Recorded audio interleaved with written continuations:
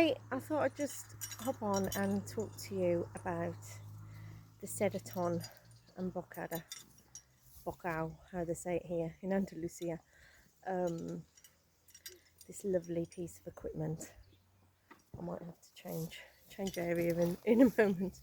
I thought I'd come and do the video here so you could see the horses in the background, but they're probably going to be too inquisitive.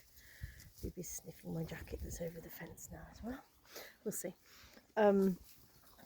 Anyway, I thought I'd share this because most people around the world have never seen such a thing, or they might have seen it but they didn't know what it was. It's called, sometimes people call it the serreton or sometimes the serrata, and it's commonly used in the area that I live in Spain.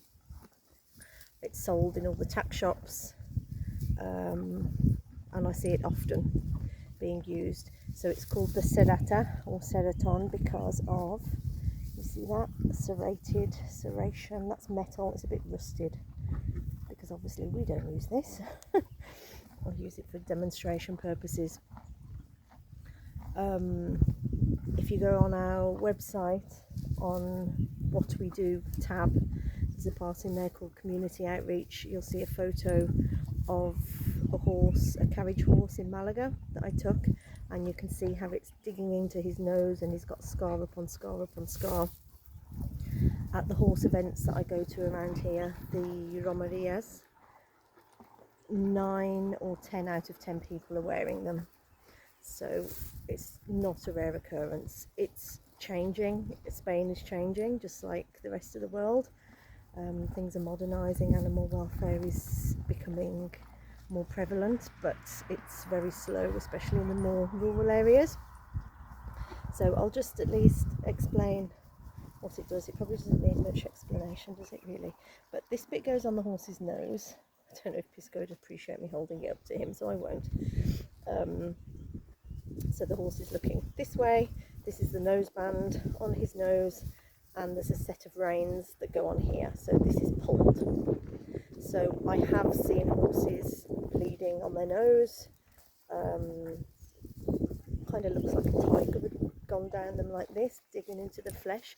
It's actually, interestingly enough, mine and Chico's meeting story. We got together in a way. Well, we didn't get together, but at that point.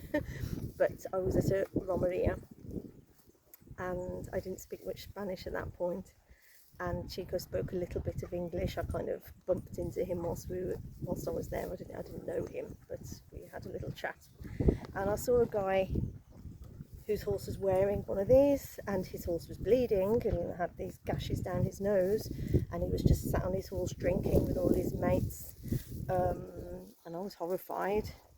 And I went to Chico and I said, you know, this horse over here, or and he said, come with me. I know this man. And yeah, we had a little conversation about it, but it came down to, the man said his horse was young, so that was his reasoning to wearing this. Anyway, we won't go there now in this video.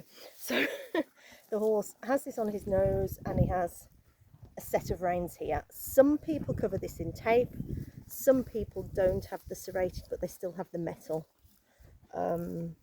So, you know, I'm not tarring everybody with the same brush. Not everybody uses this, but I've seen it many times, and I've seen many horses with scars on their noses.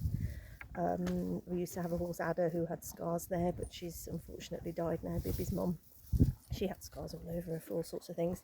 So paired with this is this is the bit. I'll put this one down for a moment.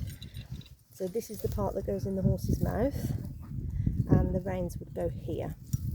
So you don't need a degree in physics to understand how these long shanks are going to put an extreme amount of force on the horse's mouth. It's very heavy, very, very heavy. Solid iron. There's no moving parts, there's nothing hinged on this one, not that would necessarily make it better anyway, but just these long shanks alone already makes it extremely strong. Even just moving it a tiny bit is already very powerful in the horse's mouth, never mind when you see people pulling on the horse like this. It's coupled with a curb chain, which I've lost off this one, so those of you that know pelhams and bits that use a curb chain, that's fastened under the horse's chin. So as you pull the shanks up, the chain then tightens under the chin. Oh, my camera's camera falling over. The chain would tighten under the chin and put more pressure there. So they've got pressure in the mouth, they've got pressure on the bars and on the sides of the mouth, they've got pressure under the chin. I say pressure, pain, basically a lot of pain. I've seen many horses throwing their heads up in the air violently because the curb chain's fastened too tight, and some riders aren't very good. I'm going to lose my camera here because I've fastened it onto the hay net that Pisco's eating from. Yeah, you know, they'll go into canter or something, they'll pull the reins, the horse gets pain, throws the head up in the air, then the horse gets told off for throwing the head up in the air because there's a bad rider and he doesn't understand that it's actually causing the horse pain, etc. So that in the mouth, that on the nose.